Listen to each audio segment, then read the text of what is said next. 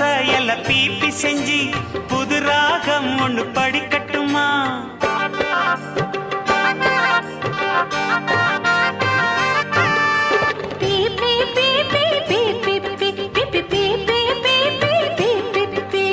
ஐயனாறு வெள்ள குதிரையில ஐயாவும் கொஞ்சம் ஏறட்டுமா? குதிரை வாழ புடிச்சுக்கிட்டு கூட நானும் வரலாமா?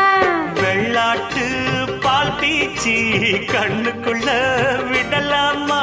புதுப்பட்டி ரோட்டோரம் புளியங்கா அடிப்போமா?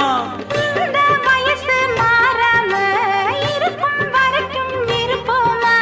பொட்டு தவிடு பருத்தி கொட்ட சிட்டா